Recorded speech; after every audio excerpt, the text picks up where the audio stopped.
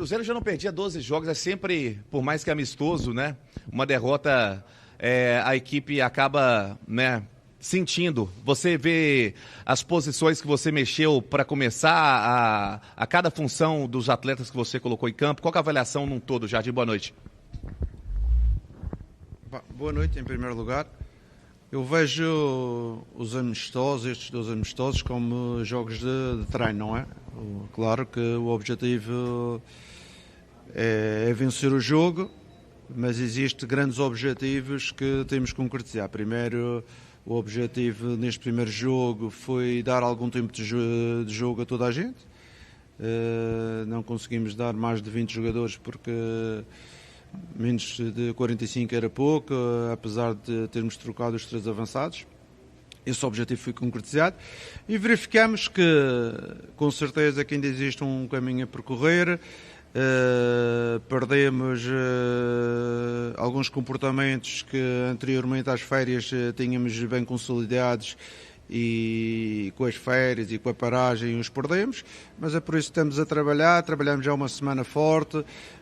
Hoje os jogadores com certeza não se apresentaram e também não esperava que eles hoje estivessem no seu melhor nível, depois de 15 dias parados e uma semana forte, mas o objetivo de toda a gente ter um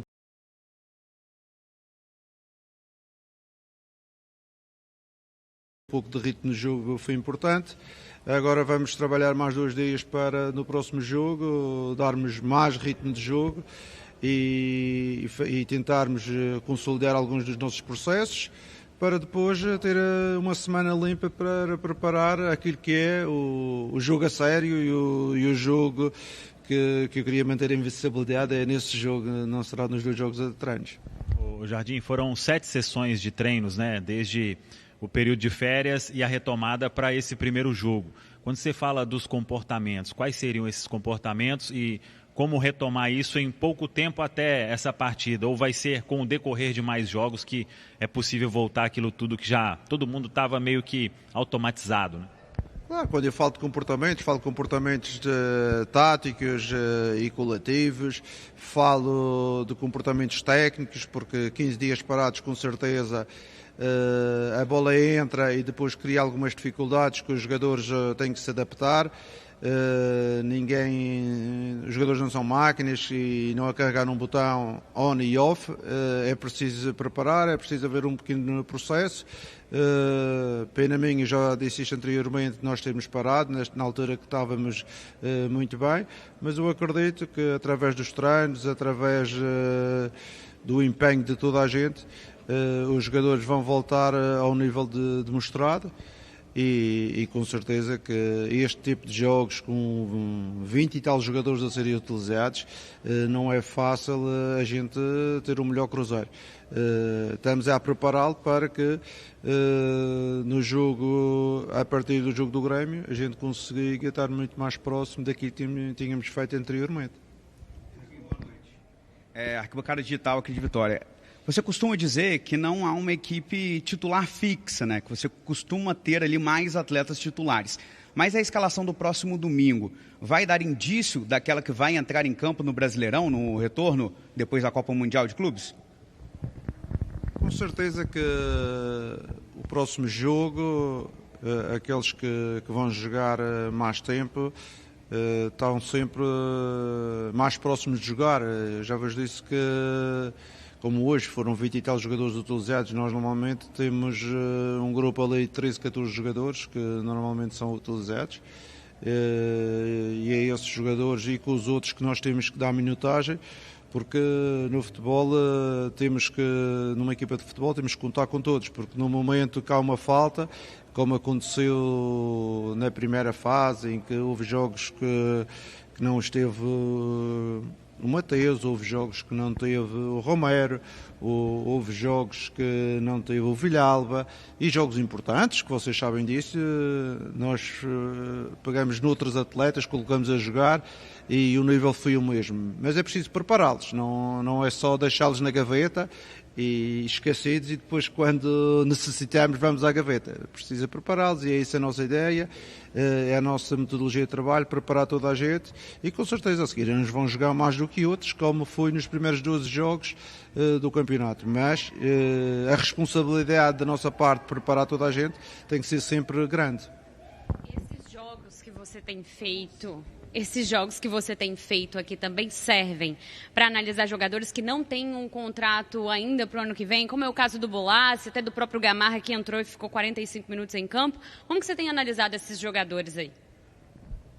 Não, estes jogos não servem para analisar, porque assim, estes jogadores eu já os conheço bem, estamos já há 4 ou 5 meses a trabalhar juntos, não é em 2 jogos estranhos depois de 15 dias de férias que eu vou os analisar. Sei que tipo de jogador temos, sei o que é que eles podem render pelo período que tiveram connosco, mas o importante é que toda a gente esteja consciente que a primeira fase passou e agora temos que estar alertas e temos que estar a preparar para uma segunda fase, que será uma segunda fase com muitos jogos, uma segunda fase com os jogos da taça, os jogos do campeonato, em que vamos encarar cada jogo como uma luta e uma disputa pelos 3 pontos.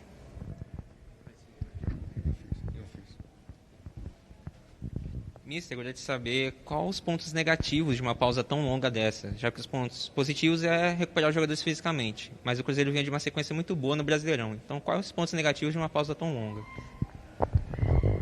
Sinceramente, eu não vejo pontos positivos numa paragem de início de temporada. Estamos a falar de 3 meses de campeonato. Eu não acho muitos pontos positivos, porque quebra o ritmo de trabalho e leva a que voltamos outra vez a fazer um reset da equipa. Acredito, se isto fosse em outubro, na parte final do campeonato, onde existe uma fadiga mais acumulada, acho que podia ser pontos positivos. Neste momento, até as equipas que foram ao Mundial, acho que são beneficiadas nesta fase, porque conseguiram manter o ritmo de trabalho dos seus jogadores, conseguiram a intensidade, e com certeza podem pagar a fatura mais tarde, em outubro e novembro, mas nesta fase inicial de entrada de campeonato, com certeza que elas vão estar mais preparadas do que aquelas todas que pararam. Jardim, Leonardo de Mendes, Central da Toca. Você acha que hoje o fato de ter chovido bastante durante o dia, o gramado mais pesado, pode ter atrapalhado o desempenho do Cruzeiro? E já sobre o jogo contra o Banfield, esse plano de jogo também de rodar esse time. Qual a importância de vencer esse jogo agora no final de semana, antes da retomada do Campeonato Brasileiro? Não, o gramado com certeza não estava nas melhores condições. Nós tivemos um gramado que estava empapado, mas não estava o polo aquático que estava no Vitória. Hoje dava para jogar. Claro que o relevado, principalmente em termos técnicos, não permitiu grandes gestos, mas acabou por ser mais um jogo de competição, um jogo competitivo. Em relação à segunda questão do segundo jogo, a gente tem que procurar sempre a vitória, independentemente do que fizermos. Se jogarmos com 20 jogadores, se jogarmos com 25 jogadores, se jogarmos com 12 ou 13, a nossa ideia é sempre procurar, e hoje nós procuramos. Erramos numa situação de transição do adversário, que quase no único remate que fez à baliza fez um gol. Mas é importante também às vezes errar este tipo de situações para nós corrigirmos e perceber que temos de ser mais competentes e temos de ser mais atentos neste tipo de situações de contra-ataque do adversário.